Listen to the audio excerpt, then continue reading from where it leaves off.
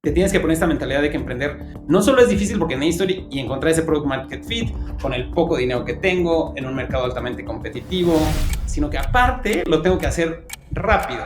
Santiago Zavala, una de las personas más importantes en la industria de la tecnología en Latinoamérica, lleva más de una década invirtiendo en empresas de tecnología en nuestra región. Y yo creo que poca gente es consciente de esto.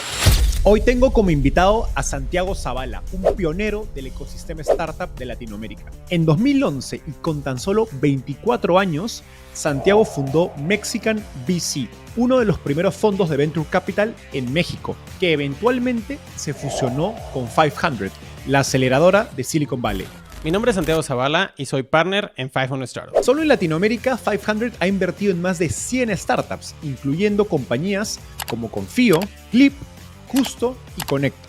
De hecho, Santiago fue mi primer invitado del podcast en 2021. Bienvenidos al primer episodio del podcast Startupeable. Pero desde entonces mucho ha cambiado en el mundo de las startups y en 500 mismo.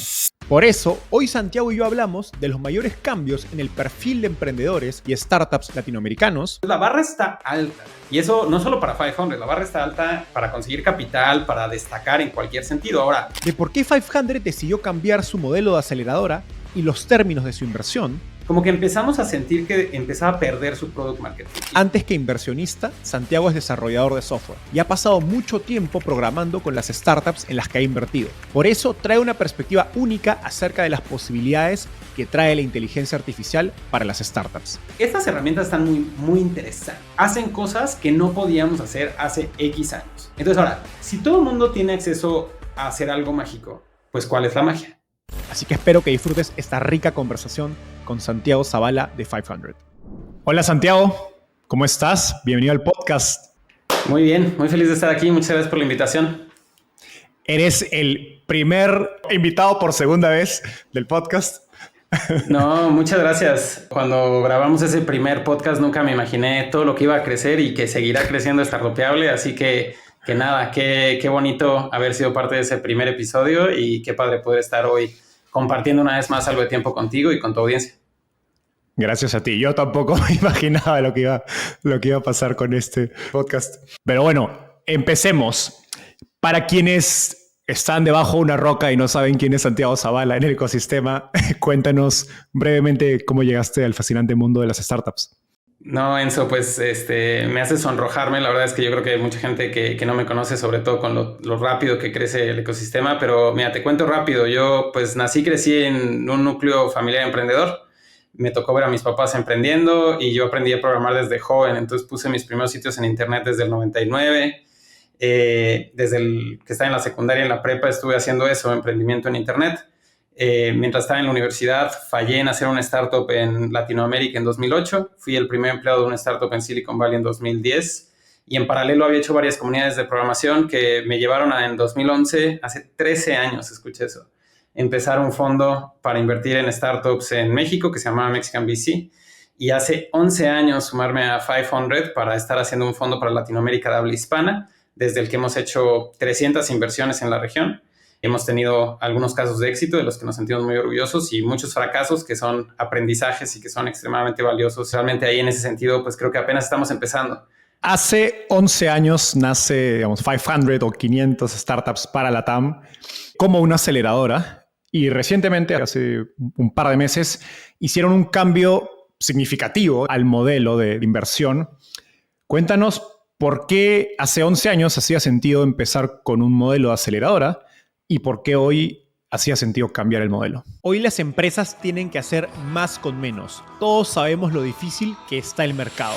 Pero controlar tus gastos no tiene que ser un dolor de cabeza para ti ni tu equipo. Déjame contarte de Rindegastos, la plataforma de gestión de gastos corporativos en que confían más de 3.000 empresas en Latinoamérica. Con Rindegastos puedes personalizar los flujos a las políticas de gastos de tu empresa, ahorrarte hasta un 75% del tiempo de rendir cuentas manualmente e identificar gastos duplicados y fraudulentos. De hecho, en 2023, Rindegastos encontró que el 7% de gastos que empleados solicitaron reembolso fueron duplicados o fraudulentos. Esto puede significar literalmente millones de dólares en gastos para tu compañía. Además, Rindegasto se integra con cualquier ERP del mercado para mantener siempre tu contabilidad en línea. Si quieres llevar tu gestión de cobranzas empresariales al siguiente nivel, checa Rindegastos. Y para quienes escuchan Startapeable, Rindegastos les entrega un 40% de descuento en la implementación. Ve al link en la descripción del episodio o ingresa a rindegastos.com, solicita una asesoría y menciona Startapeable para recibir tu descuento. Por muchos años, por una década, estuvimos haciendo 2 o 3 veces al año un llamado para startups. Empresas aplicaban, nosotros las seleccionábamos y empezábamos un programa que normalmente duraba 4 meses, 16 semanas, donde traíamos mentores, hacíamos una serie de actividades durante esas 16 semanas, al final un demo day, y normalmente lo hacíamos, probamos con diferentes tamaños de batch, pero digamos como con 10 empresas fue como que el número que nos gustaba hacerlo. Invertíamos entre 60 a 80 mil dólares, dependiendo del momento en el tiempo, en cada una de las empresas. Y ahora pasamos a un modelo donde estamos invirtiendo $300,000 por empresas. Lo hacemos de manera continua y lo que eso nos permite es realmente hacer un programa a la medida para cada empresa. Y entonces no tiene forzosamente el mismo timing, ¿no? O sea, empieza el momento en el que decidimos invertir en una empresa y acaba en el momento que juntos decidamos que acaba. Y un poco con lo que hemos creado hoy es un programa que es hecho a la medida, donde en las primeras semanas hacemos un deep dive para entender todo lo que la empresa ha hecho, lo que quiere hacer, cómo lo piensa hacer, cuál es el siguiente milestone. De ahí creamos un game plan que le ponemos ciertos pilares que son como que etapas en las cuales vamos a estar trabajando en ciertas cosas específicas de cómo la empresa se tiene que ver para llegar a ese siguiente gran milestone. Y eso puede durar 6, 12, hasta más meses, donde vamos a trabajar en conjunto. En algunos de esos momentos muy intensivamente, en otros quizá hay que darle un poco de espacio a que las cosas maduren o que se realicen algunos esfuerzos.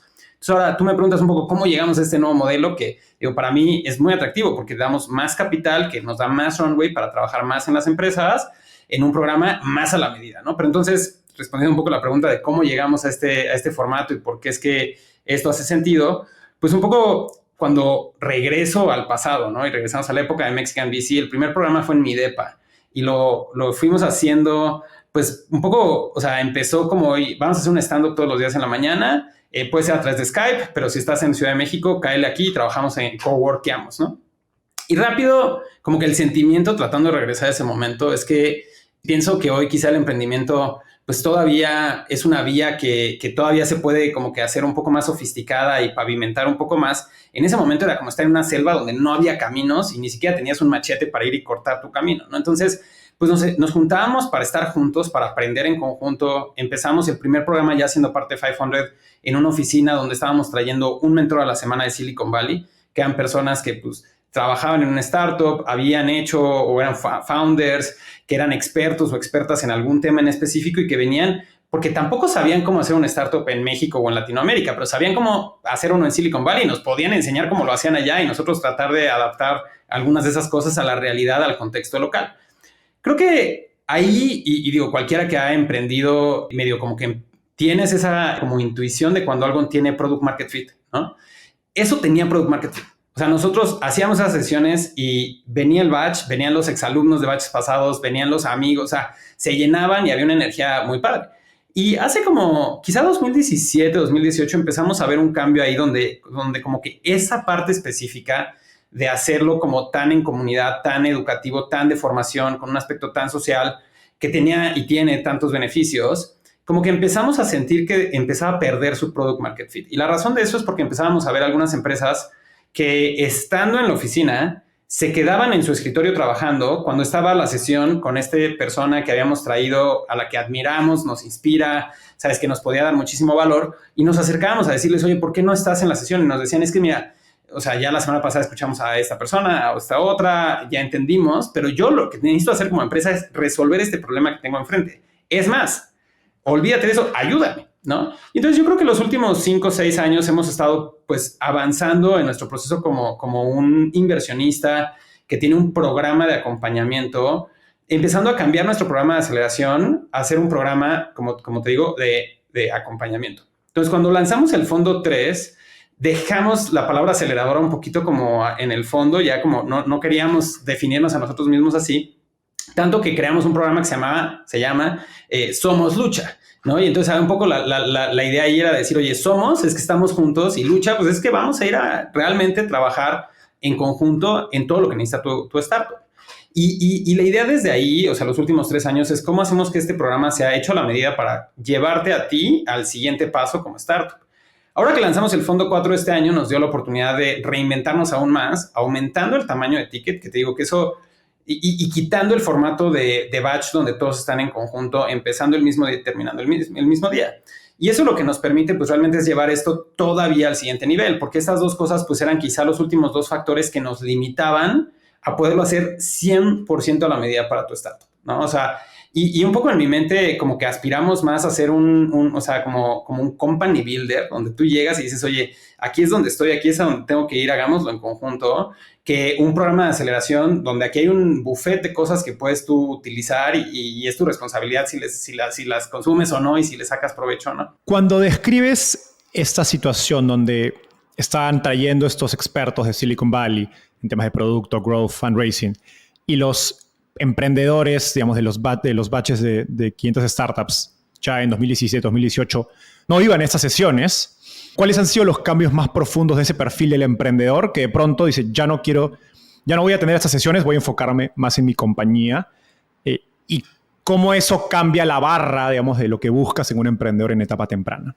Sin duda, el ecosistema ha cambiado y entonces cambia un poquito el perfil de los founders. Pero incluso antes de entrar a ese perfil, que yo lo pienso un poco como siempre me trato de poner el espejo, ¿no? Y tratar de entender cómo cada una de las cosas también aplican a nosotros y qué es lo que nosotros tenemos que hacer. Entonces, todo lo que te acabo de platicar de nosotros reinventarnos, tratar de entender, oye, qué es lo que el ecosistema necesita ahorita, pues no sale de simplemente todos los días querer cambiar lo que hacemos, ¿no? Surge de decir, oye, hay otros fondos, hay otras aceleradoras, tú puedes conseguir capital en otros lugares del mundo, hay CVCs, hay una serie de company builders y nosotros queremos verdaderamente hacer la mejor opción que pueda tener alguien cuando está empezando una startup y ir y decir, oye, ¿con quién tengo que trabajar? Pues con 500, ¿no? Que no existían cuando empezaron hace 10 años. Pues más o menos, ¿no? Existía YC, estaba Wayra, estaba NXTP. Siempre hemos estado en un ecosistema donde hay otros jugadores, pero cuando digo esto y quería yo como que hacer ese intro porque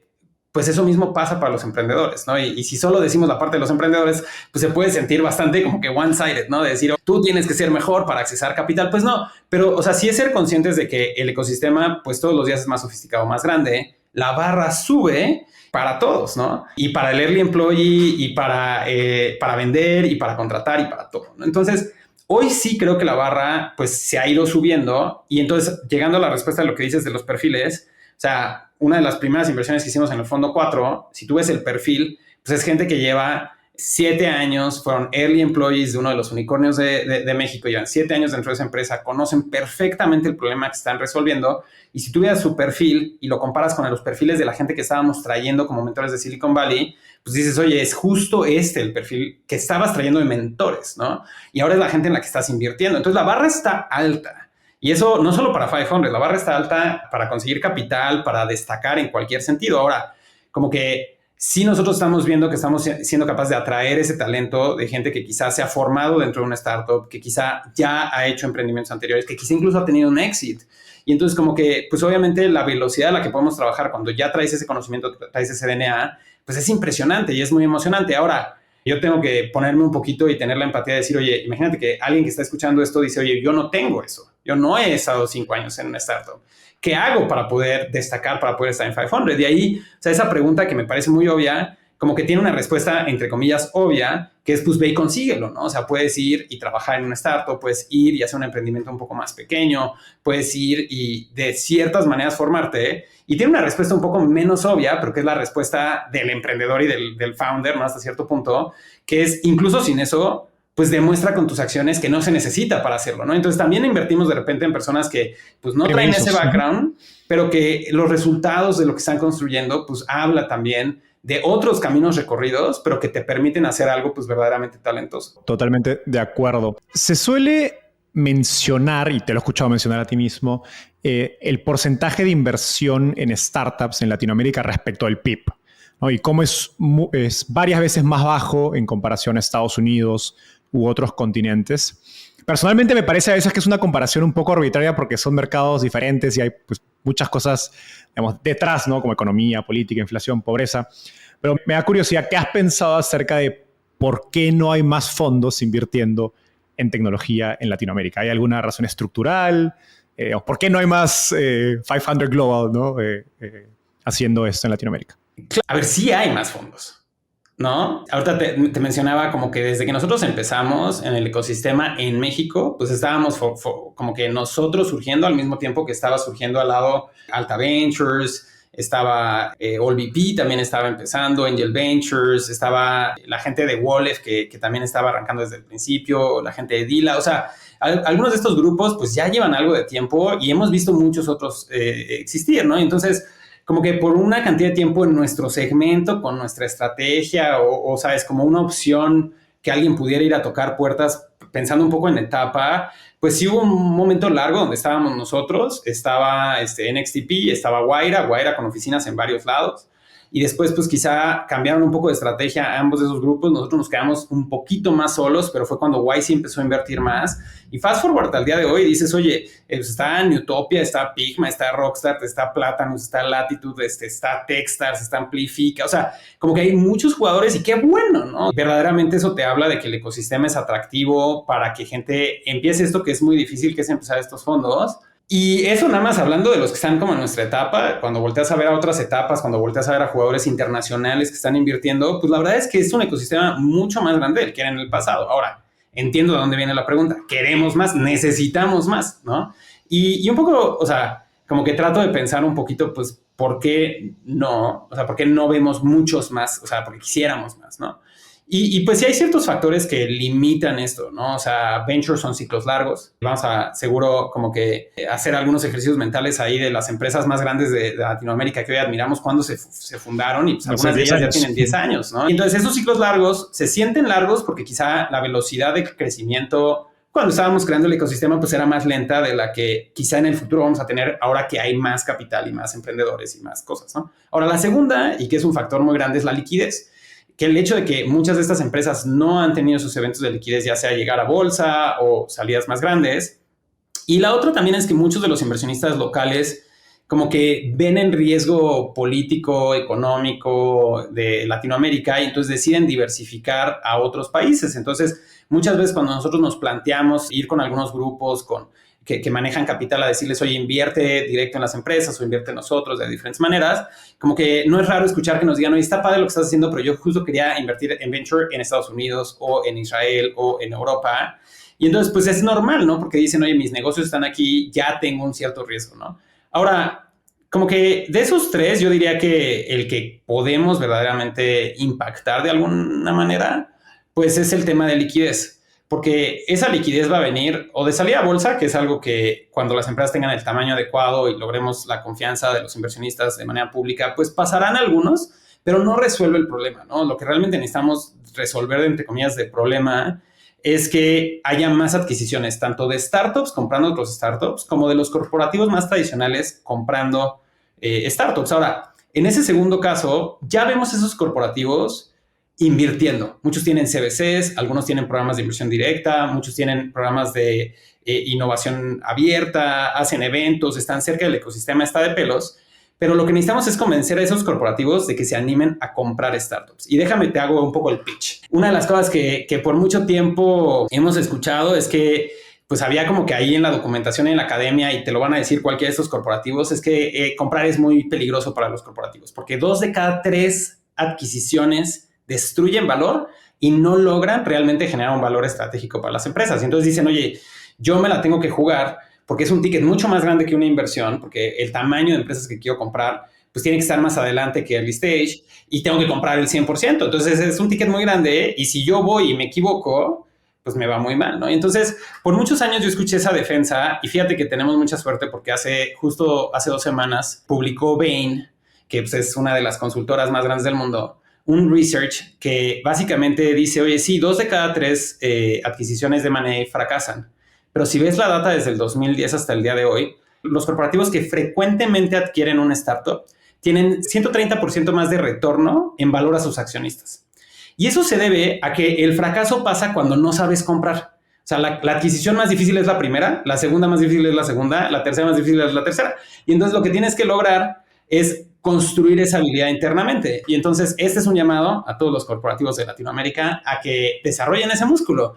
Porque si lo desarrollan, A, van a tener más retornos en su propia construcción de la empresa, pero B, van a desbloquear uno de los factores más importantes para el ecosistema emprendedor. Y hablando de este concepto de liquidez, algo con lo que yo personalmente me he enfrentado es que trabajando en un fondo de venture de Estados Unidos, donde invierto en Latinoamérica hace ya 3 años, conozco muchos emprendedores resolviendo problemas importantes con tecnología, pero cuyos negocios van a crecer a 5, 10, quizás 20 millones de dólares en ventas, que no es un tamaño suficiente para Venture Capital, para la mayoría de fondos, porque todos los fondos, un fondo más pequeño puede aguantar un exit más pequeño.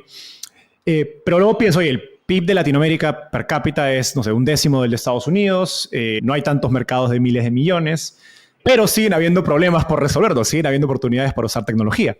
Entonces es como un dilema y me cuestiono, oye, ¿es Venture el modelo de financiamiento adecuado para tecnología en Latinoamérica? ¿Qué opinas de esto?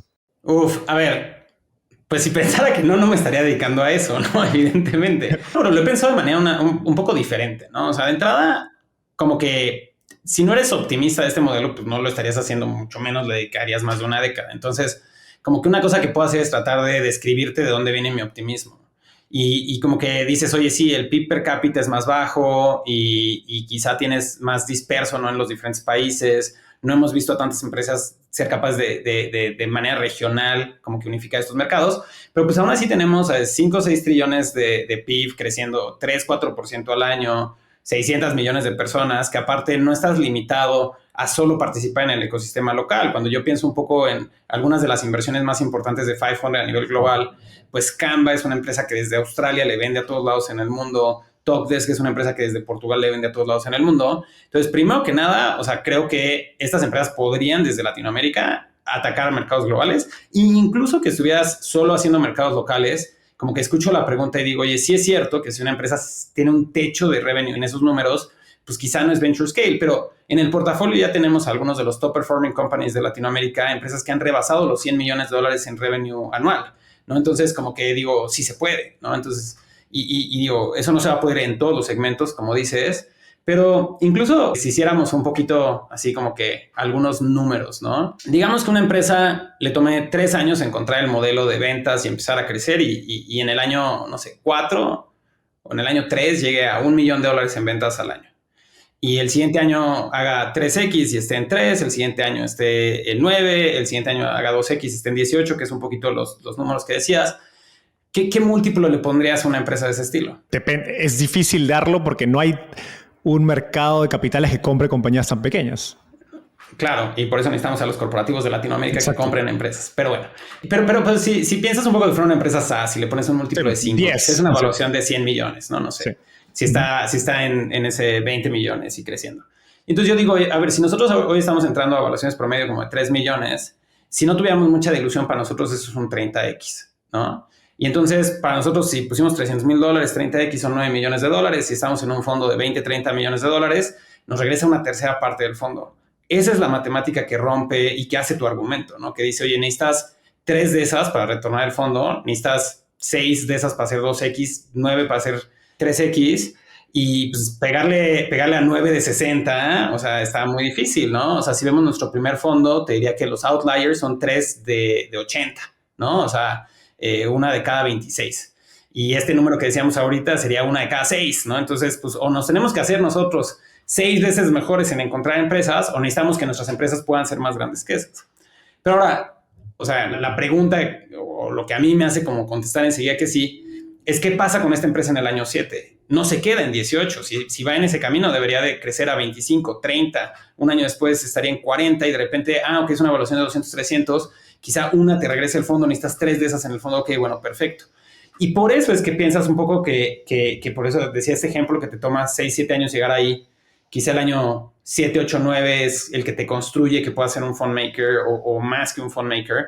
Y por eso es que tenemos fondos a 10 años. Ahora, ese es el timeline. Para mí es más importante la velocidad a la que llegas ahí que el tamaño del mercado. Porque si te toma 9 años hacer eso está bien, pero si te toma 12, si te toma 15, entonces de repente el tamaño, la longitud y la paciencia que nosotros como fondos tenemos que tener, pues no es compatible con lo que te estoy diciendo. Entonces, creo que uno de los retos que nos tenemos que poner es pensar, oye, si tú tienes un mercado relativamente pequeño y estás saturando un país que no fuera uno de los países principales de Latinoamérica, seguro te vas a poder expandir a otros y seguro vas a poder utilizar eso como una base para seguir creciendo y encontrar lateralmente otras formas de hacerlo. Hemos visto empresas de Latinoamérica expandirse a otras regiones, hemos visto que de repente agregas otro negocio, etcétera. Entonces, yo sé que una startup que trae crecimiento, que trae ese talento, que trae esa innovación, siempre va a ser capaz de seguir encontrando ese crecimiento. Me preocupa más el tiempo, ¿no? Y es que entonces te tienes que poner esta mentalidad de que emprender no solo es difícil porque necesito y encontrar ese product market fit con el poco dinero que tengo en un mercado altamente competitivo, sino que aparte lo tengo que hacer rápido, ¿no? Y entonces si te tardas, o sea, en vez de 3 años en encontrar ese primer $1 millón en annual recurring revenue, te tardas 5, te tardas 7, pues cambia la ecuación muy fuerte. Sí, creo que esto conecta con una idea que discutía con Cristóbal de Wolef en uno de los últimos episodios que publicamos, donde él decía que no le encantaban las tesis de creación de mercado. Es una tesis que en Estados Unidos pasa mucho, ¿no? Hay famosamente muchas startups que empiezan en mercados aparentemente muy pequeños, muy nicho, pero que en 5 años de pronto esos mercados crecen, no sé, 10, 20, 30 veces y de pronto la compañía está en la perfecta posición para aprovechar todo ese crecimiento. Esas historias creo que en Latinoamérica suelen ser menos comunes de que mercados de pronto aparezcan y crezcan tan rápido. Sí, de acuerdo. Creo que sí. O sea, a ver, no sé. O sea, como que creo que una de las cosas que me cuesta un poco de trabajo con estas cosas es que estamos hablando en la generalidad, ¿no? Y entonces, generalmente, como un fondo altamente diversificado, como que tienes este tipo de situaciones. Pero los retornos, como sabes, con el tema del power law, ¿no? Que pocas empresas son las que te generan la mayor parte de los retornos. Emprender desde el lado de la empresa es una cosa de excepciones, no de generalidades. Desafiar las probabilidades. Y entonces, como que yo digo, híjole, a mí quizá como fondo no me gusta una tesis de ese estilo por esto que estoy diciendo, pero creo que estamos viviendo un cambio de fase radical con inteligencia artificial. Creo que vamos a vivir una serie de cambios interesantes en los próximos años por muchos sentidos diferentes. Entonces, como que es un momento donde sí quizá va a haber unos mercados en los que tienes que invertir, en los que tienes que emprender, pues por ese gut feeling de que dices, aquí se va a crear algo, ¿no? Y creo que cuando volteas a ver, pues digo, las empresas más grandes, más excepcionales, que leemos en libros y biografías increíbles y nos inspiran a cambiar el mundo, no son las que se fueron por el camino más seguro, ¿no? Y por la estadística. Entonces, como que ahí yo tengo una tesis más de decir, oye, pues yo tengo que ver cada oportunidad con unos ojos frescos, con una cachucha de novato, con mucho respeto a entender que es bien impredecible esto. Y entonces como que estoy de acuerdo con con cómo concentrarte a mercados que ya conoces quizá te ayudan a entender un poco el timing. Del otro lado también uno podría discutir que algunas de las cosas más efervescentes a veces son las que más tienen crecimiento, ¿no? Y eso puede ser bueno, puede ser malo y definitivamente muy... Santiago, para ir cerrando esta sección sobre, digamos, el ecosistema y cómo ha cambiado la industria de venture en Latinoamérica, mencionaste hace un minuto, digamos, la cantidad de nuevos jugadores que han aparecido en los últimos años y también hablamos de cómo ha cambiado el perfil del emprendedor. Me pregunto, ¿cuáles han sido los cambios más importantes de lo que busca un emprendedor de su inversionista? Expectativas, ¿cómo dirías que algo que antes te permitía de repente ganar una inversión, hoy día no te lo permite? ¿Cómo dirías que ha cambiado eso? Fíjate que igual ahí creo que podemos hablar de las generalidades, pero yo creo que cada emprendedor también va a buscar algo que le hace falta, ¿no? Y entonces como que creo que siempre va a haber algunos fondos que hagan más sentido para algunas empresas y viceversa. Creo que hoy los emprendedores y las emprendedoras sin duda están más conscientes de decir, oye, ¿cómo en el momento en el que tengo fortaleza trato de utilizar esa fortaleza para construir el mejor set de inversionistas que pueda tener? Creo que seguimos viendo que el acceso a una comunidad, ya sea de otros startups en la región o en el mundo, es algo muy atractivo en general. Nosotros tenemos 3,000 inversiones a nivel global y saber que podemos contribuir con eso, pues contactos en otras regiones, contactos en esta industria, potenciales clientes, muchas lecciones aprendidas, etcétera. Creo que sigue siendo algo muy relevante. Creo que los emprendedores más serios, ¿no? Que realmente están construyendo algo muy en serio, pues están también buscando del otro lado a alguien que se tome con esa seriedad esta relación, ¿no? Creo que quizá esta parte a veces es un poco más mediática de solo estar en los eventos y estar, ¿sabes? Como que en la parte quizá a veces más bonita del emprendimiento, pues no forzosamente se vuelve como que la razón de por qué alguien va a seleccionar a un inversionista, ¿no? Creo que tiene que ver también con la experiencia recorrida. Creo que cada uno de los fracasos que hemos tenido nos dan una serie de, a veces PTSD, pero al menos como que intuición de algunos momentos donde podemos ir y señalar y decir, oye, aquí está un patrón que hemos visto antes y que nos preocupa y te lo quiero describir, ¿no? Creo que una cosa que sin duda también mencionaría es que conforme el ecosistema se ha hecho más maduro, también como que empiezas a ver cómo estos inversionistas a veces un poco más opinionados, ¿no? Decir, no, tú tienes que hacer esto, porque eso es la manera en la cual eso entra en mi tesis estratégica, porque, no sé, soy un CBC, soy una empresa o soy dueño de estas otras empresas o en mi portafolio está esto, quiero que hagas esto. Creo que hoy cada vez es visto de una manera un poquito más negativa porque dices, oye, no, yo como empresa, yo quiero construir mi camino, ¿no? Creo que hay mucho de este negocio que es humano, ¿no? Y que dices, oye, me voy a asociar con alguien por 5, 7, 10 años, pues quiero con alguien con quien mis valores están alineados, que puedo tener una conversación buena, mala, que puedo hablar de lo que me está preocupando sin miedo de que me juzguen o de que de alguna otra manera se vaya a tomar de manera negativa. Creo que en general pues estoy tratando de describir lo que en mi mente creo que es un buen inversionista y que yo esperaría que pues los startups también lo vean. Estoy seguro que sí. Santiago, ahora sí vamos de lleno a inteligencia artificial. El tema que habíamos quedado antes de la conversación. Me interesa hablar de eso contigo porque no solo eres inversionista, sino eres programador. No se me ocurre ningún otro inversionista latinoamericano con ese background. Creo que eres uno de los pocos o el único, o al menos con tanta experiencia como tú. Y Regina, de tu equipo de 500, me contó que recientemente has estado bastante metido programando con las compañías de tu portafolio. Entonces me pregunto, de las conversaciones que estás teniendo hoy con emprendedores, operadores de las startups de tu portafolio o incluso de fuera, ¿cuáles son las discusiones o cosas más interesantes de las que están hablando acerca de inteligencia artificial y todo lo que está pasando? Sí, o sea, digo, no creo que se necesite prueba y esto no va a funcionar para el que no esté viendo el video que estamos viendo, pero puedes ver aquí mi widget de GitHub, que realmente tengo commits casi todos los días en el último mes.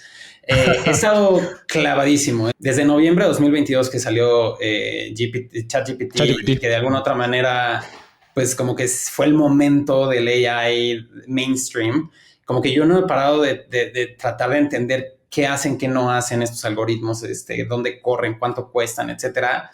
Y creo que todavía el año pasado se sentía como un poco lateral. Creo que este año empezamos a ver el deal flow mucho más de manera frontal, ¿no? De decir, oye, no puedes estar invirtiendo en venture, tratando de entender hacia dónde van a ir estas industrias, si no entiendes al menos como hasta cierto punto cuáles son las reglas básicas de la física, ¿no? De qué se puede o no se puede hacer con estas cosas hoy. ¿Qué se podrá hacer en el futuro? Es una pregunta quizá más retadora, pero que si no puedes ni siquiera contestarla, ¿qué se puede hacer hoy? Estás frito, ¿no? Entonces, he estado teniendo muchas de estas conversaciones y que rápido se van hacia diferentes temas, ¿no? O sea, cuando hablo con otros inversionistas o con nuestros LPs, pues es mucho alrededor de la tesis de inversión. Cuando hablamos con las empresas, pues es de, oye, ¿qué tanto debería estar invirtiendo en esto ahorita? ¿Qué tanto debería estar cambiando? Cuando estamos hablando con empresas que nacen ya con esto en el centro, pues es mucho tratar de entenderlo, ¿no? Y las 2 o 3 cosas que me vienen más a la mente, para mí es interesantísimo ver la aceleración de la productividad de una persona desarrollando software con estas herramientas. Pues verdaderamente creo que permite que un equipo de desarrollo, entre comillas, pequeño el día de hoy, avance a una velocidad. Me cuesta trabajo ponerle un múltiplo, pero o sea, en verdad me atrevería a decir 3, 5, 7 veces más rápido que hace un par de años, ¿no? Sin estas herramientas. Y eso en mi mente como que tiene muchas cosas padres, ¿no? Porque es como que, wow, con un equipo más pequeño, que toma decisiones más rápido, que tiene pues más fácil una forma de colaboración, quizá puedo desarrollar más con menos tiempo y eso también significa menos dinero, ¿no? Entonces como que puedes pensar un poquito que el valor del costo de una línea de código se está disminuyendo y qué significa eso para todas nuestras startups. Es una conversación completa y que en este tema, y quizá valía la pena decir el disclosure al principio, o sea, aquí son opiniones y pensamientos y cada quien puede tener una, pero neta nadie sabe, ¿no? Entonces estamos como que en ese momento donde todavía puedes como tener hipótesis y ver qué pasa y es interesante. La segunda, y que creo que es otra de los temas recurrentes, es, oye, ¿cómo creas barreras de entrada? ¿Cómo destacas? ¿Cómo creas algo único cuando todo el mundo tiene acceso a estas herramientas? Otra es cómo separas lo que es como ruido de lo que realmente es una señal, ¿no? O sea, tienes un deck, tienes una entrevista, alguien te dice estoy haciendo esto con AI y de repente empiezas a hacer algunas preguntas y resulta que pues quizá no hay tanta profundidad en esa aplicación de AI, o sí. Los famosos rappers. ¿Cómo aprendes a...? Sí, ahorita podemos platicar de rappers, pero... Yo sé que hay rappers con profundidad y rappers sin profundidad, o sea... Claro, pero o sea, incluso, o sea, como que, ¿cómo le ayudas a, por ejemplo, nuestro propio equipo de inversión a que cuando estamos teniendo una conversación con alguien puedan realmente tener una lectura de si lo que te están diciendo del otro lado es algo técnico y profundo o es simplemente un buzzword y ya, ¿no? Y entonces yo creo que hoy muchos inversionistas no técnicos en una de esas invierten en equipos que no tienen ni la más remota idea y que solo aprendieron 2, 3 cositas y que ya están, pues, vendiéndose de una manera muy sofisticada, ¿no? Entonces, como que hay muchos de esos temas. Antes de meternos a implicaciones más micro que trae esta tecnología a cómo se forman startups y el mundo de venture, quiero hablar algo un poquito más a nivel de macro. ¿Crees que esta tecnología es más poderosa para empresas existentes que ya tienen, digamos, que ya tienen productos existentes con bases de datos, con canales de distribución, en comparación a startups nuevas que, por ejemplo, hoy día quisieran construir un competidor de un incumbente, pero que empiezan con inteligencia artificial desde cero? No sé si brinco enseguida a tener una opinión fuerte hacia el uno o hacia el otro. Creo que los dos tienen ventajas y los dos tienen desventajas. Es más, me atrevería a decir que nosotros cuando estamos hoy invirtiendo en una empresa nueva, pues estamos apostando a que tienen ventajas las empresas nuevas y cuando estamos ayudándole a nuestro portafolio, pues también queremos que ese portafolio tenga y aproveche esas ventajas, ¿no? Entonces creo que, a ver, la empresa grande más establecida, como dices, tiene un canal de distribución, ya tiene un cliente al que quizá no tiene que volver a invertir un costo de adquisición para poderle acercar una experiencia más eficiente, más barata, que le resuelva mejor el problema. Y quizá tiene más datos para hacer eso, pero del otro lado, pues el punto ciego que tiene, pues es un sesgo humano, donde es muy difícil que si estamos en un equipo y somos, ¿sabes? Enzo, tú y yo venimos trabajando los últimos no sé cuántos años en esta empresa, pues es un poco raro que yo me ponga a automatizar tu trabajo con AI, ¿no? O sea, pero si no estabas tú y no tenía presupuesto para traerte, en una de esas me ponía a probar estas herramientas, ¿no? Entonces, como que creo que es más rápido sacar el jugo de las eficiencias que esas cosas puedan traer cuando estás creciendo, ¿no? Que cuando estás en la situación inversa, ¿no? Donde estás tratando de buscar eficiencias dentro de tu empresa. Creo que la velocidad de decisión también es radicalmente diferente, ¿no? O sea, una empresa nueva, pues va a intentar algo y si no le funciona, no quemó su reputación, ¿sabes? No perdió a esos usuarios de los que estábamos hablando. Al contrario, o sea, sí, o sea, puede probar algo hoy y si es la peor experiencia para un usuario, cambia de nombre, compra otro dominio y mañana está haciendo otra cosa y perdió 0 brand equity. Si tienes una empresa gigante que tiene una base de clientes establecida, pues no puedes ir y ponerte a experimentar cosas que no están tan probadas, ¿no? Entonces, como que sí creo que hay una ventaja muy grande hoy de ser desconocido, ¿no? De decir, oye, ok, no tengo ese canal de distribución, pero tampoco tengo miedo de salir con una propuesta loquísima, porque en el peor de los casos aprendo. La ventaja de empezar con un canvas en blanco, de algún modo. Claro. Ahora sí, yendo hacia lo micro, mencionaste hace unos minutos la increíble ganancia de productividad de los equipos de desarrollo que estás viendo. ¿Cuáles son las mayores implicaciones de esa tecnología en cómo se forma una startup, ¿no? Desde equipo, creación de productos. O sea, me pregunto, ¿qué cosas cambian ahora que tienes esta herramienta a disposición en base a lo que estás viendo en las... Tengo entendido que han hecho ya 6 inversiones o entre 6 y 12 inversiones en inteligencia artificial. ¿Cómo está cambiando eso la forma en que nace el startup comparado a antes? Sí, es raro porque ya ni siquiera creo que vayamos a tener un conteo de cuántas inversiones hemos hecho con AI. O sea, ya todas las empresas del portafolio están somehow, ¿no? Pensando en cómo adquirir algunas de estas funcionalidades. Empezar en algún lado de tu empresa a tener estas eficiencias, o sea, toma minutos, ¿no? Más en las empresas nuevas, ¿no? Pero regresando a la pregunta de cómo hemos visto las estructuras, las formas de trabajo, yo creo que todavía no lo vemos tanto. Yo creo que lo estamos empezando a ver.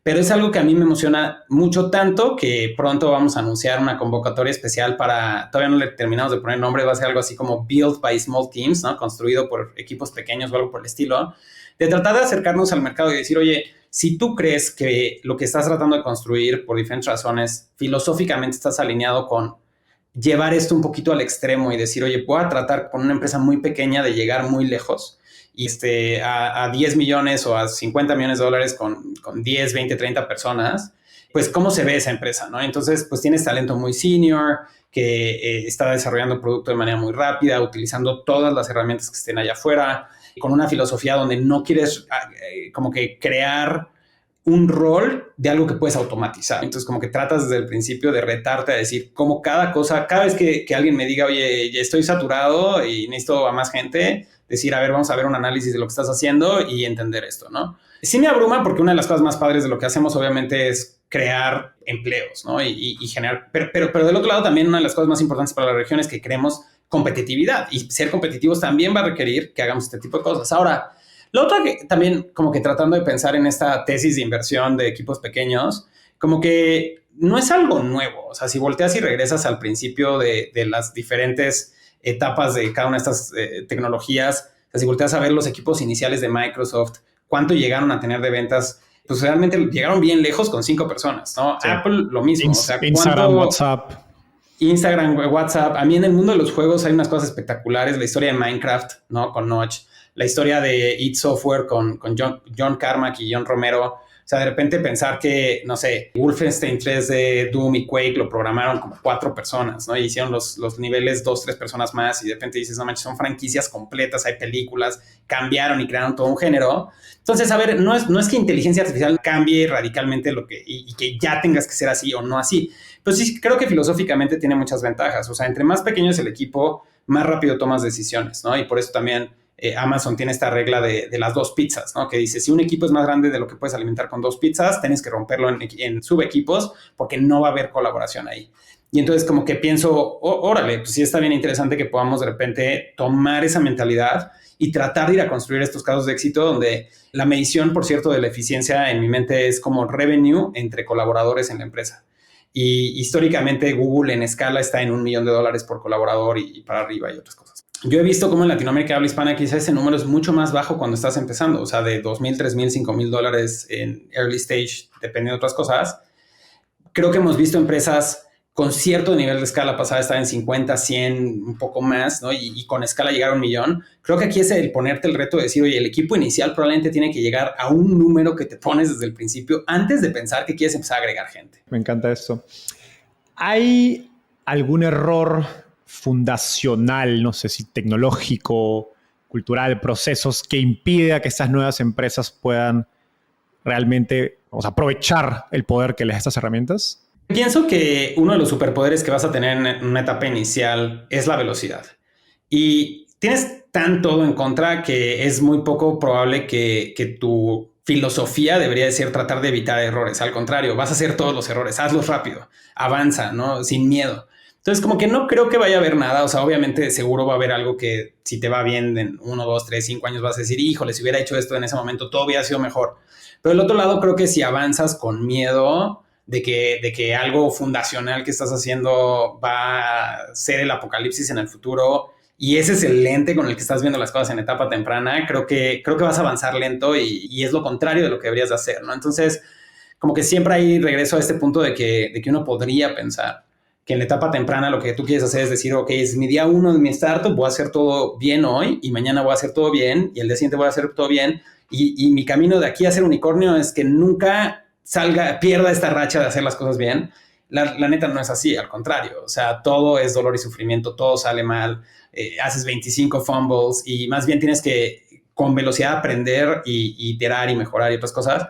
Como que siempre recuerdo esta frase que alguna vez me dijeron en inglés de que eres you're a failure until you're a success, ¿no? O sea, eres un fracasado hasta que tienes éxito. No es que vas teniendo éxito y un día fracasas, ¿no? O sea, el default es que estás fracasando.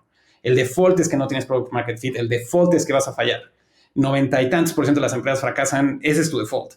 Tú tienes que ir y construir el éxito.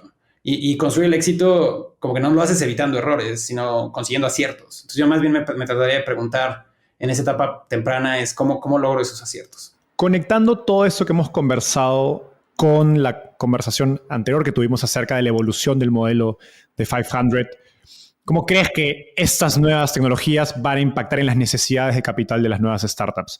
Me pregunto si mencionaste que un equipo puede ser hasta 7 veces más productivo. ¿Eso quiere decir que necesitas 7 veces menos capital? Digamos, ¿se saltarán rondas? ¿Cómo esperas, digamos, que esto, digamos, dé forma a la industria de Venture Capital?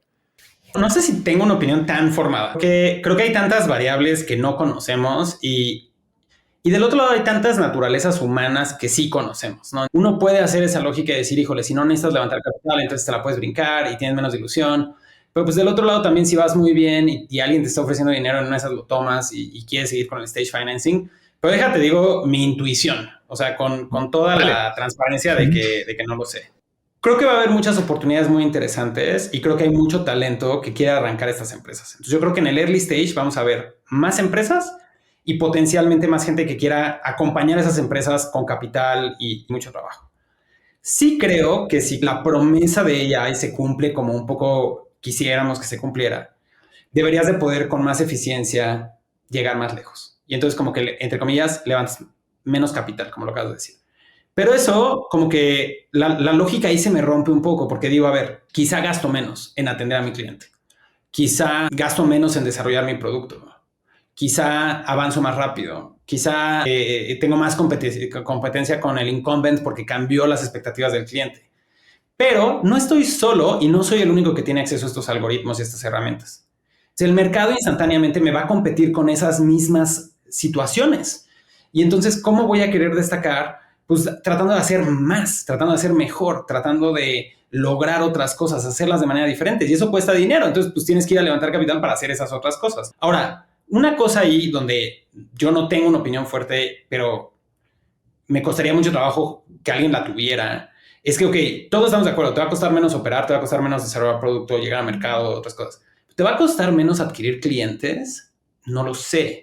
Al contrario, si hay más gente peleándose por esos clientes, quizás es más caro, ¿no? Entonces también ahí hay una necesidad de capital y gran parte después de Product Market Fit del capital que se levanta se gasta en adquisición de clientes. Entonces mi filosofía o mi intuición me dice un poquito que vamos a ver una industria de capital quizá como con forma de reloj de arena, donde tienes a mucha gente en la etapa temprana que lanza y que quizá incluso sus inversionistas iniciales los pueden acompañar hasta cierto camino y después solamente las mejores empresas que llegan a Product Market Fit, que potencialmente pudieran tener muy buenos negocios del lado financiero, pues van a decir, oye, si me quiero comer el mercado antes que otras personas, sí necesito mucho capital, pero como estoy en un lugar de fortaleza, quizá lo puedo justificar una muy buena evaluación, un muy buen múltiplo, y entonces va a haber mucho capital quizá interesado en tomar esas inversiones de un poco de menos riesgo, pero la pregunta es, si estas empresas vienen tan bien posicionadas y quieren valuaciones muy elevadas, si el mercado va a querer pagar eso, ¿no? Entonces, como que, no sé, hay muchas incógnitas. Entonces, esta es solo una intuición, si quieres verlo de ese lado.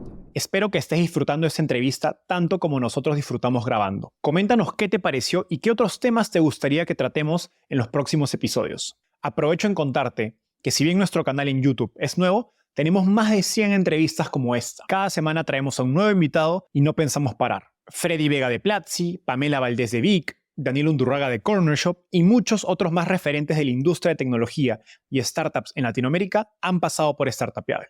No olvides suscribirte y activar la campanita para ser el primero en enterarte de los próximos episodios. Ahora sí, de vuelta a la entrevista. Hablemos, para cerrar esta idea, de tu portafolio. Mencionaste que no solo estás trabajando con startups nuevas en cómo implementar inteligencia artificial, ayudándolos a programar, traer nuevas ideas, etcétera, sino que también lo estás haciendo con compañías existentes del portafolio.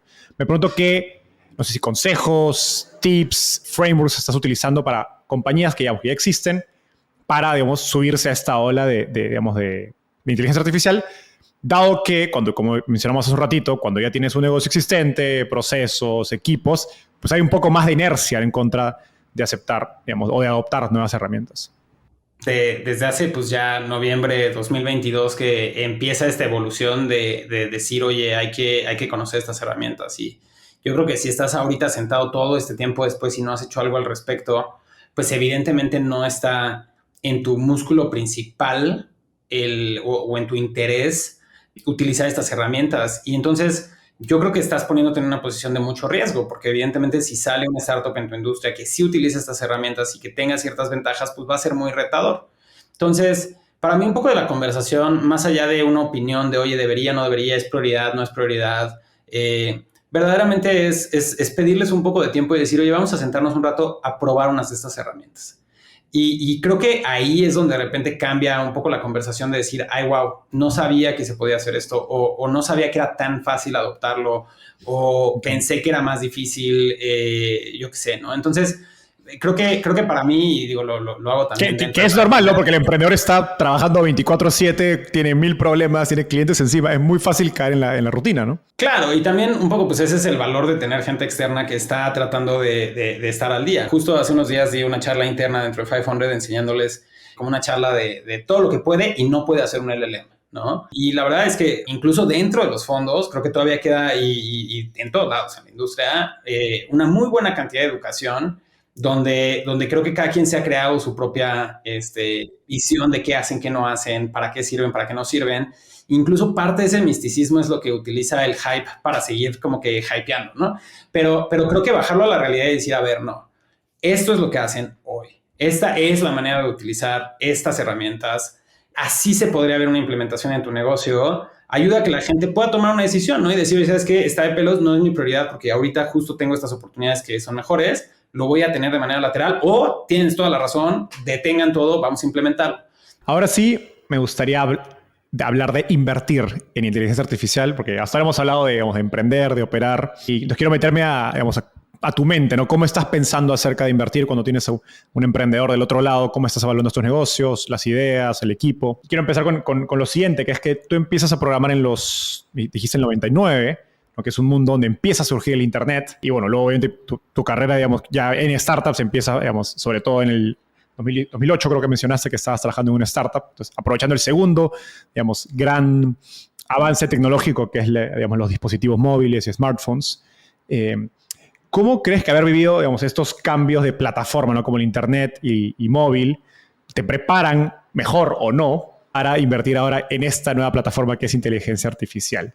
¿O crees que a lo mejor te genera, no sé, cierto escepticismo? Creo que nos brincamos también la revolución de la computadora personal, ¿no? Que también yo creo que tiene unas pistas interesantes. Creo que la aparición del Internet y la ley de Moore ayudó como que a ciertos momentos bien interesantes. Definitivamente el Internet y después eso llegando a nuestros dispositivos móviles. Ahora, como que creo que esas tres como que eran una sobre la otra, sobre todo la del Internet y luego la de dispositivos móviles, como que era fácil decir, híjole, yo sé lo que hace el Internet, déjame, ahora hago la regla de 3 de qué pasa cuando tienes eso más horas, más a la mano, ¿no? Creo que esta es más rara, ¿no? O sea, porque no sabes si mañana sale GPT-5 que tiene una serie de funcionalidades nuevas y hace una disrupción gigante, o quizá este es el techo de lo que podemos lograr con LLMs y Transformers, ¿no?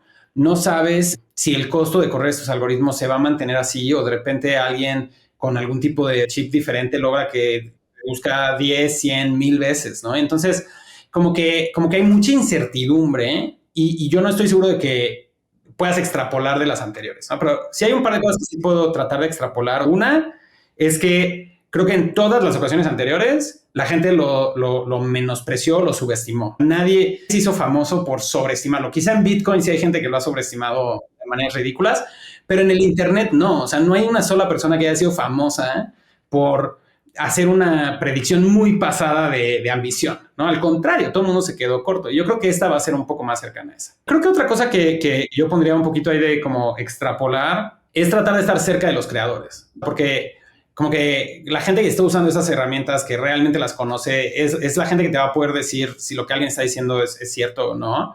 Y del otro lado, yo trataría de estar lejos de los detractores, porque el detractor que pone el freno, que critica, no se acerca a aprender, y es el que históricamente sí se hace famoso por decir que no era necesario eso, que lo que sea, y que luego termina siendo algo ridículo, ¿no? Famosamente entonces, McKinsey, ¿no? Prediciendo que el celular era como una farsa.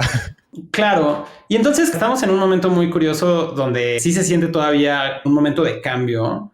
Y una de las cosas que a mí me reta bien loco es este pensamiento un poquito, o sea, donde a mí me reta, o sea, donde sí digo, aquí tengo que detenerme un segundo y tratar de pensar y sabes, reflexionar, es que dices, oye, a ver, estas herramientas están muy, muy interesantes. Hacen cosas que no podíamos hacer hace X años.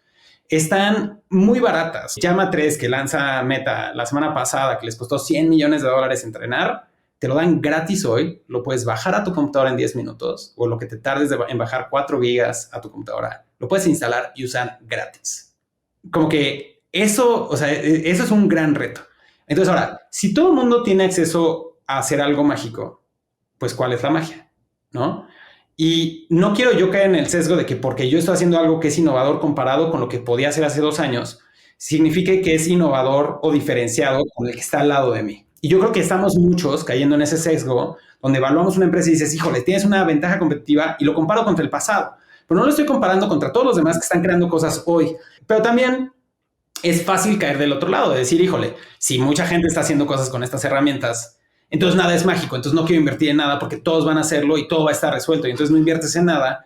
Entonces, ¿cómo logras un sweet spot ahí en medio? Y donde yo encuentro la paz, donde yo encuentro mi framework mental con esto, es que HTML se crea en 1993. ¿Cuánta gente conoces que hoy tiene retos para poner un sitio en Internet? JavaScript se hace en 1995, CSS en 1996. ¿Cuántos sitios web realmente utilizas tú el día de hoy? ¿Cuántas apps utilizas? Son muy pocas. Y entonces, estas tecnologías han estado disponibles para todo el mundo. O sea, todo el mundo puede hoy tomar un curso gratis de cómo hacer un sitio de Internet.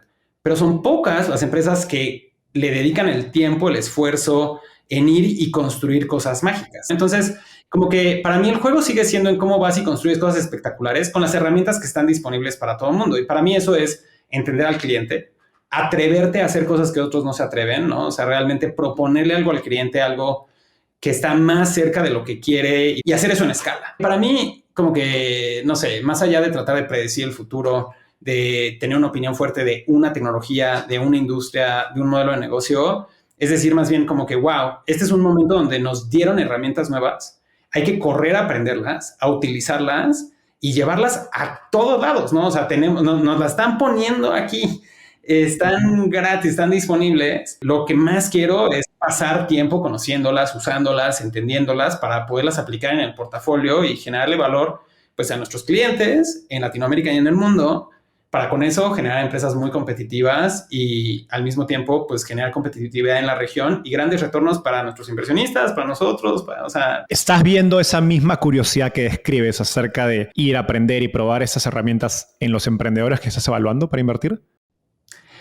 En algunos sí, ¿no? Como en todo. Pasa exactamente lo mismo que con el HTML, el CSS, el JavaScript, las herramientas para hacer apps móviles. O sea, hay gente que lo desprecia y dice es reemplazable. Vivimos en el mundo donde hay más información, entrenamiento, herramientas, open source, cómputo en la nube para crear software, que uno suena que debería estar totalmente resuelto. Y del otro lado, sigues hablando con cualquier persona en la industria y hacer software de alta calidad que destaque y que sea utilizado a escala. Es súper difícil, ¿no? Entonces, ¿cuál es, no? O sea, aquí es lo mismo. O sea, estas herramientas están disponibles para todo el mundo. Cualquiera puede hoy entrar a ChatGPT, hacer una pregunta gratis. Cualquiera puede descargar uno de estos modelos open source, lo puedes correr en tu computadora. No necesitas mucho hardware. Puedes empezar a hacer cosas en minutos. Pero ¿cuántas personas realmente van a hacer esas cosas de calidad que sean impresionantes? Pues evidentemente las personas que le dediquen el tiempo y que encuentren alinear muchas cosas, ¿no? Que no solo es tecnología, también es entender una necesidad, es irte a los espacios menos explorados, donde hay una necesidad quizá latente que solo tú conoces. O sea, entonces como que es un muy buen momento. Es un momento, ahorita que dices de qué tanta curiosidad veo, como que sí siento que muy rápido encuentras a la gente que se prende y quiere tener esta conversación y tiene esta energía, y a la que quizá pues dice, no, hay muchas cosas y no sé, o las revisaré ya luego. Y pues digo, evidentemente creo que hoy, al menos yo, prefiero estar, como te digo, cerca de los creadores y de las creadoras que van a tener ese pulso y que al contrario, yo me inspira la gente que llegue y me dice, no, o sea, lo estás viendo de manera mal, yo estoy usándolo de esta otra forma. Entonces, lo que entiendo de eso es que, digamos, los principios bajo los que estás evaluando un emprendedor siguen siendo los mismos que hace 2 o 3 años previo a ChatGPT. No ha cambiado mucho la forma en que percibes a un emprendedor para invertirle. Hicimos todo este ejercicio recientemente como de analizar nuestra tesis de inversión y fuimos y regresamos y hicimos como B2C, B2B, comparables, diferentes industrias en las que hemos invertido, qué empresas están emprendiendo ahí. O sea, ustedes invierten en una etapa muy temprana donde prácticamente no hay product market fit y hay o un MVP o un PowerPoint quizás. Mucho más un MVP que un PowerPoint. Como que creemos que es más importante que tengamos el poder ver que la gente sabe construir que el que puedas conceptualizar. Porque pues, al final del día el early stage se trata de iterar rápido y cómo sé que vas a iterar rápido, pues viéndote al menos una iteración. Hicimos todo ese proceso, nos ha servido mucho a nosotros para discutir internamente en qué batallas preferiríamos irnos a meter, en qué industrias, en qué oportunidades, pero sí el resultado final de eso fue, y al final invertimos en gente y lo que necesitamos es gente que sea espectacular, que entienda estas herramientas, que pueda tener competitividad en todos estos temas, ¿no? O sea, porque sí creo que vamos a voltear hacia atrás y recordar estas épocas, ¿no? Y decir, esos eran los años donde era obvio que el futuro iba a ser diferente, que estas industrias iban a ser diferentes. no era obvio cómo. O sea, eso es algo muy interesante. No es obvio cómo. O sea, que alguien venga y les diga, no, va a ser a través de chat, va a ser a través de asistentes, va a ser con agentes, va a ser así, WhatsApp. No sé. Qué bonito que tengas esa opinión, pero nadie sabe. Lo que sí sabemos es que va a ser diferente. Porque todo, o sea, porque habíamos estado construyendo. Yo me imagino que es como si estuviéramos en un videojuego y te dan una herramienta nueva que abre una parte nueva del mapa. Y entonces, obviamente, vamos a desbloquear nuevos lugares, ¿no? O sea, para mí ese es como el framework mental dentro de las empresas, ¿no? De que hoy puedes hacer cosas que no podías hacer antes. Hablando de hacer cosas que no podías hacer antes y llevándolo a los productos, hace unos minutos mencionamos esta idea de los wrappers, ¿no? Que son, se le conocen digamos, los wrappers sobre ChatGPT, que se suele utilizar como un término para criticar a productos, digamos, muy simples, muy superficiales, que se crean sobre ChatGPT. En verdad, son básicamente una página web sobre ChatGPT y no tienen mayor valor. Existe, cuando evalúas, conversas con emprendedores, ves estos prototipos, ¿existe, no sé, alguna distinción o preguntas que haces para poder identificar entre un wrapper, por un lado, y por otro lado, una nueva aplicación, un nuevo producto que realmente tiene la capacidad de generar valor? Creo que para mí, si alguien usa esa palabra en la conversación, me empiezo a echar para atrás. O sea, la palabra wrapper en el análisis de AI. Y déjame te cuento un poco por qué. O sea, te decía ahorita que yo quiero estar cerca de los creadores y estar lejos de los detractores, porque el detractor no me va a enseñar nada. El detractor es solamente alguien que le da flojera aprender y quiere conservar el status quo, o le da miedo, yo qué sé. Creo que el wrapper es una herramienta del detractor para minimizar el trabajo de los creadores, ¿no? Déjame te explico un poquito por qué. Un LLM no es otra cosa más que una pieza de código que trae los pesos de esta cosa a la que le metes texto y a cambio genera algo. Y entonces tiene una entrada y una salida. Cuando tú me dices que estás haciendo un wrapper, es un wrapper alrededor de ese LLM. Y entonces como que la crítica es que es solo una API call, ¿no? Claro, pero esa es la única forma que tengo de interactuar con un LLM. O lo corro en mi compu y se lo doy directo, pero incluso cuando lo corro en mi compu, lo corro a través de un servicio que me da una API para poderlo correr después en otros lados. Entonces, esa es la manera en la que se usan estas tecnologías. Y una vez que las utilizas, muy rápido te das cuenta de que no forzosamente son fáciles de usar. O sea, eso nada más es que conectaste un cable, ¿no? Pero ya que conectaste ese cable, empieza la aventura. Le mando un prompt, no hace lo que digo, mi usuario lo usó, no le pareció interesante, no le generó valor, tengo que cambiar la interfase, luego resulta que es muy caro, tengo que buscar uno más barato, el más barato no hace lo que quiero. O sea, ese es el inicio de construir algo aquí, ¿no? Entonces, incluso pensándolo en tecnologías anteriores, o sea, empresas de nuestro portafolio que han salido públicas. Twilio es un wrapper del teléfono. SendGrid es un wrapper de SMTP. GitLab es un wrapper de Git. Ojalá invirtamos en wrappers, ¿no? Vamos a invertir en wrappers. Todo es un wrapper, ¿no? O sea, y más hacia atrás en el ecosistema. Entonces, como que, no sé, si lo trato de llevar como que a otro mundo, como que pienso, como que si alguien viniera y dijera, no, pues es que el básquetbol es fácil, nada más es jugar con una pelota. Pues sí, pero, ¿sabes? En ese universo hay pocos Michael Jordans. O que alguien me dijera, no, una guitarra es solo un pedazo de madera con seis cuerdas. ¿Qué tan difícil puede ser tocarla? Es bien difícil, o sea, siento que la tecnología es así. O sea, ella es así, ¿no? Y tú me puedes decir, no, pero es que necesitas unos modelos y necesitas alguien que entienda machine learning y ciencia para construir modelos más eficientes y otras cosas. Sí, en la parte de la plataforma, pero en la parte de la aplicación, no, lo que necesitas son grandes constructores de aplicaciones que se atrevan a construir, que aprendan a usar estas herramientas. Permíteme hacer pushback, porque estoy totalmente de acuerdo con lo que dices, pero, por ejemplo, en el sector que yo invierto, principalmente EdTech, futuro del trabajo, por ejemplo, herramientas para aprender idiomas. He visto 100 herramientas que se dicen son wrappers sobre ChatGPT o cualquier otro modelo. Independientemente de si lo son o no, el punto es que muchas de esas herramientas son productos bastante, digamos, capas superficiales de aplicación sobre esta herramienta y por lo tanto suelen ser productos que pues, son interesantes, pero no son tan interesantes como para invertirles. Entonces lo que quiero entender es cómo identificas, ok, cuáles de esas aplicaciones, wrappers o no, son tan interesantes para invertirles. ¿Y cómo identificas eso? O sea, es que como que el ejemplo que dices, nosotros también hemos visto herramientas en ese espacio, ¿no? Y también hemos pasado en ellas porque decimos, no, esto no es un producto como tan sofisticado. Me pongo a pensar en el lado de B2C que algunas de esas interacciones es probable que sí vivan dentro de un asistente más generalizado, ¿no? Entonces sea Alexa, Siri, ChatGPT, O el mismo ChatGPT. con quien tenga esas conversaciones, ¿no? Pero del otro lado tengo un profundo respeto por las personas que están construyendo eso, porque digo, ese es el paso 1 con el que vas a descubrir cómo se usa un LLM. Y cuando recibas la retroalimentación de un fondo o de varios fondos de que, oye, es que esto pues, no es suficiente para nosotros, pues o te vas a rendir, que pasa todos los días, y te vas a regresar a un trabajo más tradicional, o no, y vas a decir, ¿qué puedo hacer para destacar? Y es a través de esa iteración que se van formando cosas. O sea, yo pienso un poquito, una de las personas más interesantes en Latinoamérica, en el mundo de EdTech, pues es el founder de Duolingo, que antes de eso hizo reCAPTCHA. Tú ves reCAPTCHA y desde afuera, o sea, la historia es súper, o sea, como que es, no manches, qué genialidad que con un concepto tan sencillo, con tecnología tan sencilla, creaste algo tan útil, ¿no? Estoy seguro que no fue la primera cosa que hizo en su vida, ¿sabes? O sea, y entonces como que ahí pienso un poco como que, claro, o sea, pero ¿qué vamos a hacer? Vamos a criticar que hay gente que construye productos que no están todavía listos para ser, ¿sabes?, competitivos de manera internacional. No, ese es el camino, a través de hacer muchas herramientas que vas a ir a construir cosas. Ahora, estas herramientas aparecieron hace nada.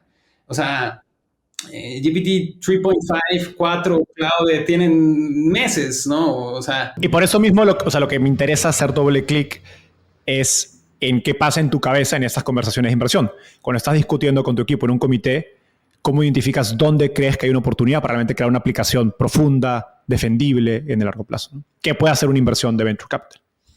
Claro, creo que un poco de lo que pasa en mi mente es tratar de tener estas conversaciones un poco más profundas y, como te decía hace unos minutos, como que tratar de entender la velocidad de iteración, ¿no? Entonces, por ejemplo, ese caso que tú me decías del aprendizaje de un idioma, como que yo no sé, así yo, Santiago, yo no sé cómo construiría o en qué espacio de ahí ir y hacer algo en especial. Entonces es difícil que yo construya convicción ahí.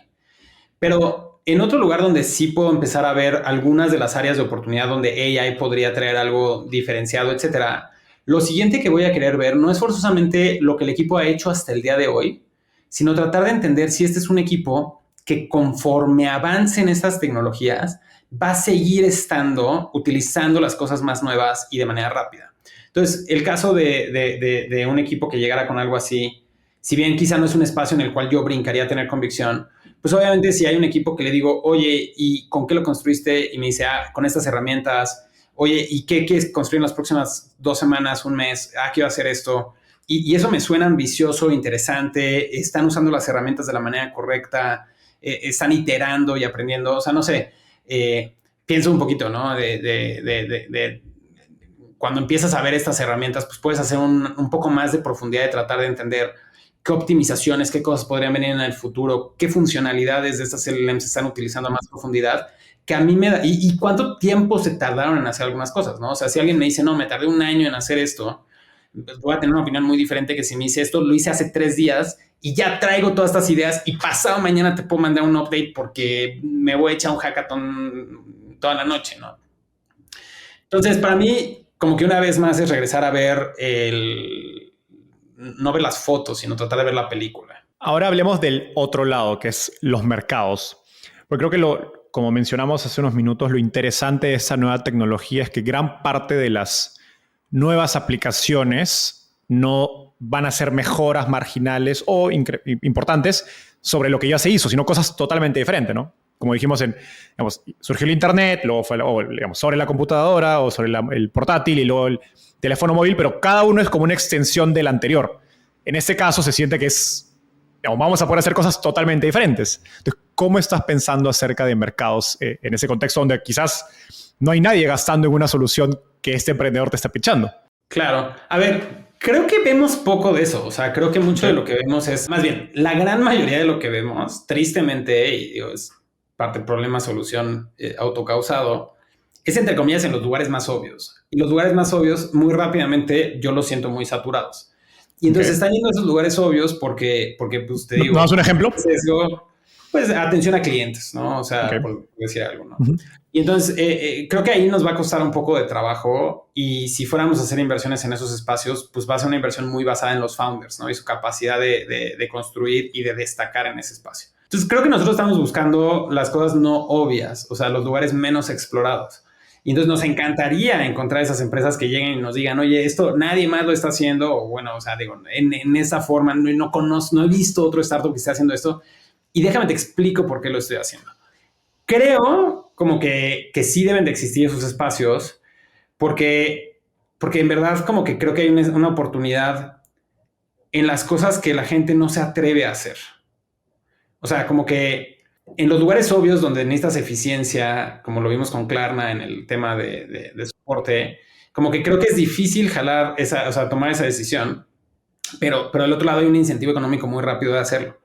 Creo que el espacio donde no hay un incentivo tan económico directo es cuando es tu core business.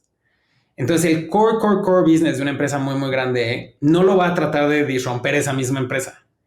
Esos son los que me gustaría ver. El que llegue alguien y diga, es que yo sí quiero hacer, o sea, no sé, por decirte algo, sabes que como no sé, empresa gigante, startup gigante, los últimos 10, 20 años, y que regresamos un poco al tema de los equipos pequeños, ¿no? O sea, yo no me acuerdo cuál es el número, pero o sea, el hecho de que Uber hoy tenga 48,000 personas en la empresa, a mí me sorprende. O sea, yo creo que alguien podría automatizar algunas cuantas cosas para que el matchmaking de yo y alguien que pueda manejar un rato o pueda ir a traer algo de comida pudiera hacerse con menos gente y que eso hiciera que más del capital que se gasta en eso termine en las manos de los proveedores de servicios, ¿no?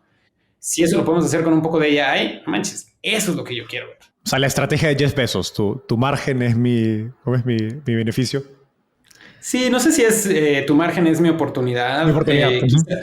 Quizá es más bien como atrevernos a no tratar de ir por la eficiencia operativa como generalizada y más bien ir a reinventar estas empresas desde cero. Que me parece más difícil, pero también más ambicioso. O sea, un ejemplo sería, en lugar de hacer una herramienta que hace una empresa de staffing más eficiente, oye, crea agentes para reemplazar a la empresa de staffing. Es que incluso el de agentes me parece que está saturado, ¿no? O sea como que ese es uno de los espacios donde dices, es como que de los obvios y entonces hay muchos que están haciendo eso, ¿no? Pero más bien, o sea, para mí sí es decir, oye, a ver, en mi industria, ¿cuáles son las top 5 o 10 empresas? ¿Cuál es su core business? ¿Cómo voy? Y lo hago desde cero. Me encanta ese idea. Hace unas semanas entrevisté a Gabriel Monroy, fundador de Collectia, quien tuvo que crear su propio programa de trainees de Data Science, Ingeniería de Datos dentro de Collectia, dado que no encontraba el talento capacitado. Tengo la curiosidad de cómo describirías el estado del talento de inteligencia artificial, de data en Latinoamérica.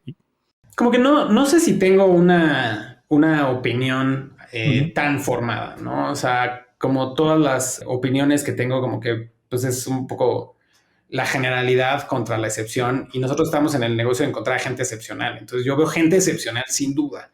Cuando hago el zoom out y digo, oye, hay la cantidad de gente excepcional que necesitamos, pues probablemente la respuesta es no. Entonces obviamente pues, necesitamos formar más. Lo digo incluso más allá de los emprendedores mismos, sino de sus propios equipos, ¿ok? Porque esos emprendedores están buscando gente que tenga esa experiencia también. Claro. Y que de ahí, o sea, como que hay dos partes radicalmente diferentes, ¿no? O sea, tenemos que separar como a los grandes y a las grandes como generadores de producto digital que sí se están formando en muchas industrias y que están empezando a utilizar estas herramientas off the shelf en el application layer y que ahí creo que tenemos suficientes y ahí me emociona muchísimo la región en el sentido de que ojalá tengamos gente bien punk ahí. O sea, gente que se atreva a hacer hacer, digo, estas disrupciones grandes que se atrevan a proponer con el sabor y los colores de Latinoamérica, que traigan el reggaetón y la cumbia y la banda y que traigan los colores fluorescentes y que seamos Latinoamérica en el mundo de la construcción de aplicaciones usando AI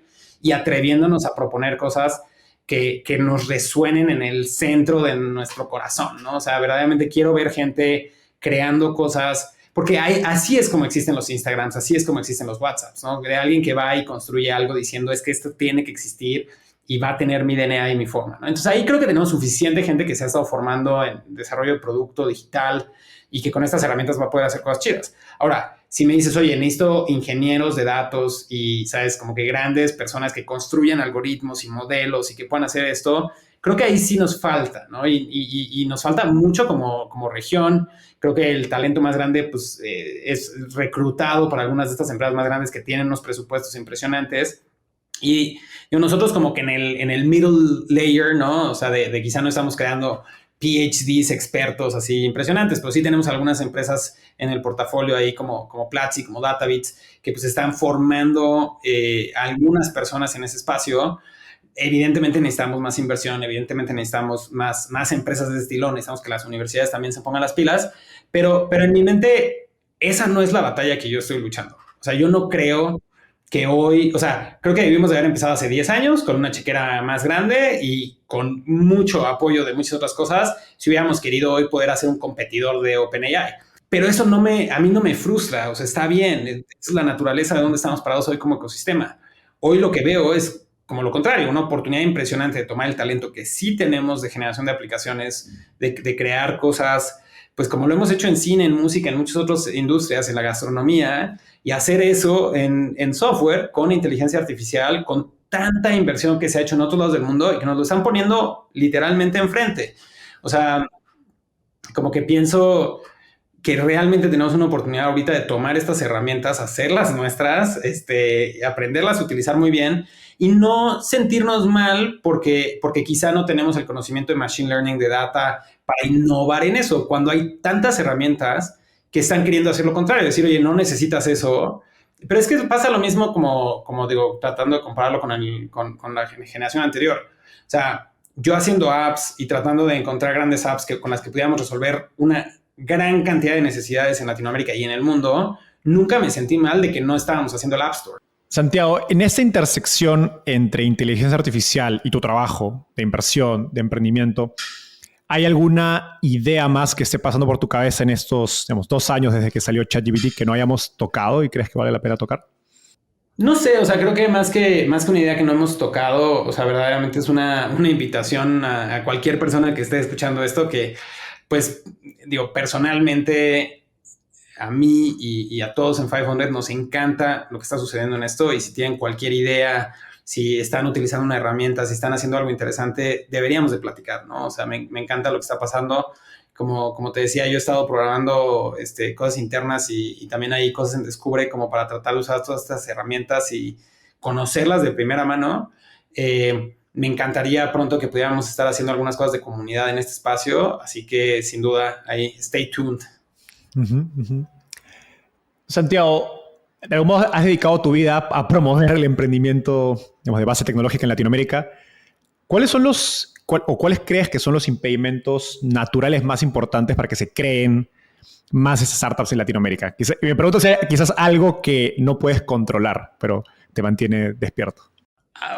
O sea, a ver, como dices, que me mantenga despierto, que me quite el sueño.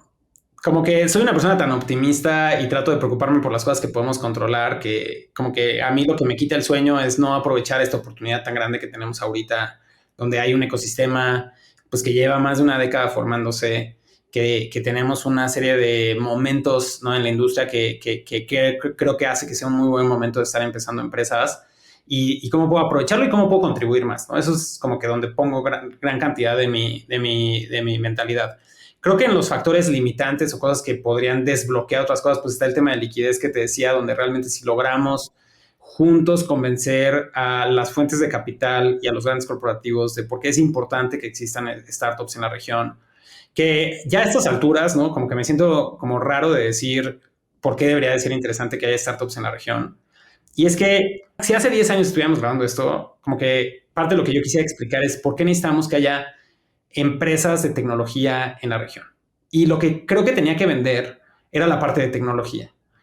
Hoy eso está tan engranado en todas las empresas que la pregunta se vuelve más sencilla. O sea, queremos que en la región se creen empresas y por lo tanto haya generación de riqueza y por lo mismo estabilidad y desarrollo y muchas otras cosas. Sí, necesitamos apoyar este ecosistema, ¿no? ¿Y cómo lo hago desde mi trinchera? Pues depende, ¿no? Si tienes la capacidad de hacer allocation, pues obviamente estar más cerca de lo que está pasando en este ecosistema. Si tienes la capacidad si trabajas en un equipo de M&A, literalmente tu job description es hacer esto, ¿no? Entonces, o sea, hagámoslo y trabajemos en conjunto. Creo que todos en el ecosistema queremos que eso suceda y entonces está bueno. Quizá digo, la última cosa que no controlamos, pues obviamente es la estabilidad política, la paz, ¿no? En el mundo y muchas otras cosas que hoy, pues sí, o sea, sin duda no son un tema menor. Y pues esa parte también, pues yo creo que a todos nos debería de preocupar y deberíamos de involucrarnos, ¿no? En contribuir como ciudadanos en que haya pues más estabilidad y más paz. Santiago, ahora sí llegamos al segmento final. Es una ronda de preguntas finales y la idea es que me respondas en menos de un minuto. ¿Estás listo? Menos de un minuto. Va a ser retador, pero sí. Hace un rato hablaste de la cachucha de novato. ¿Cuáles son las preguntas más importantes para las que Santiago Zavala hoy no tiene respuestas? Sin duda, como que el lado negativo del que no hablamos quizá tanto de AI, en cuestión de cómo, pues evidentemente el traer estas eficiencias pues va a automatizar algunos trabajos y cómo en Latinoamérica pues eso va a tener un impacto difícil. Y creo que tenemos juntos que ir a encontrar esa respuesta de cómo generamos nuevas oportunidades y cómo integramos a toda la comunidad en este nuevo mundo, ¿no? Cuando piensas en tu trabajo, ¿qué es algo que la gente está tratando de disrumpir o cambiar que crees que en realidad no va a cambiar? Ok. Justo acabo de leer un libro de Morgan Housel, creo que es, de Same as Ever, que habla de las cosas que nunca cambian. Sí. Y creo que uno es esta forma en la que pensamos que ahora sí ya aprendimos de la última burbuja y entonces no va a haber otra. Pero la realidad es que las burbujas se forman porque en momentos de estabilidad la gente se siente cómoda de tomando más riesgo para crear cosas, hay más riesgo en el ecosistema y se va nutriendo hasta que hay una burbuja y entonces explota. Entonces ya nadie quiere tomar riesgo hasta que la gente, como que una vez más todo se controla. Entonces, pues sí, creo que ahorita estamos operando bajo esta lógica de que no, ahora sí ya todos aprendimos la lección de que los startups tienen que ser profitable y no estar quemando dinero así a lo menso. La realidad es que siempre va a ser un continuo ir y venir de cuánto optimismo hay de lo que se puede construir y hay que pues, usarlo a tu favor, ¿no? De saber leer el momento y ser responsable en todo momento. En economía nos enseñan que las expectativas generan más expectativas. Entonces es un círculo, tanto que sean positivas o negativas. Claro. ¿Cuál es el elemento más difícil de tu trabajo, aparte del tiempo? Sin duda, Venture tiene esta naturaleza de ser un negocio de ciclos largos, ¿no? Y hablábamos hace rato de tomas una decisión de inversión hoy y quizá ves un resultado en 7, 8, 9, 10 años. Esa parte es difícil. Llevando 13 años en el ecosistema, platicamos un poco del tema de liquidez. No me puedo imaginar nada grande pasando en nuestras carreras en los próximos 5 o 10 años. O sea, va a tomar todavía más tiempo que eso, ¿no? Entonces, como que el tener mucha paciencia y afrontar eso y es todo un podcast que podríamos hacer de eso. Estamos en el minuto cero. Yo siempre digo que en Latinoamérica nuestro ecosistema lleva 10, 15 años, dependiendo cómo lo mides. En Estados Unidos ya desde los 60, 70, así que también creo que es cuestión de tener paciencia. Claro, y es que sí, con ciclos largos, para cuando veamos el tercer ciclo, pues va a ser 2040, ¿no? 2030. Finalmente, ¿qué te hace feliz hoy que no te hacía feliz hace 12 años, ¿no? Antes de 500? ¿Qué me hace feliz? Muy contraintuitivo, pero creo que un día tranquilo. O sea, pues sí, porque, a ver, cuando empecé tenía 24 años y venía de haber hecho comunidades, hackathons, 1000 startups y en todo momento, o sea, si yo tenía un día tranquilo es porque no estaban pasando las cosas. Te aburría. O sea, como que el que tuviera yo un día tranquilo era algo negativo porque significa que no estaba logrando que las cosas se movieran. Hoy, con el número de empresas en el portafolio, tener un día tranquilo significa que no hay nada en fuego. Y eso cuando pasa se siente muy bien. Entonces sí, un día tranquilo. Tiempo para pensar. Sí, y digo, es un poquito como este proceso en el cual, pues cuando estás emprendiendo, un poco lo platicábamos de las empresas grandes, no tienes nada que perder. Y entonces tienes, pues, como que si no estás aprovechando esa oportunidad, estás perdiendo. O sea, lo que no puedes perder es esa oportunidad. Y cuando ya has construido ciertas cosas, es al revés. O sea, puedes perder todo lo que has construido. Entonces, como que tienes ganas de menos riesgo. Entonces, sí, con un portafolio grande y todo lo que ha pasado, ¿no? Pandemia, tasas de interés, 1000 cambios de todo, AI, etcétera, se aprecian los días tranquilos. Santiago, eso fue todo por hoy. Ha sido una plática increíble. Gracias por el tiempo y me alegra que finalmente pudimos volver a hacer esto. No, gracias a ti. Estuvo divertidísimo y sin duda un orgullo ser aquí la primera persona por pasar 2 veces por este podcast. Gracias. Un gusto y nos vemos. Nos vemos. Gracias por acompañarnos hasta el final del episodio. A diferencia de un inversionista, no te cobramos por nuestra sabiduría, pero para poder seguir creciendo necesitamos de tu ayuda. Así que comparte este episodio con tus amigos emprendedores. Y si quieres recibir el resumen con lo mejor de todas nuestras entrevistas, no dejes de suscribirte a nuestra newsletter dándole clic aquí. Nos vemos en el próximo episodio.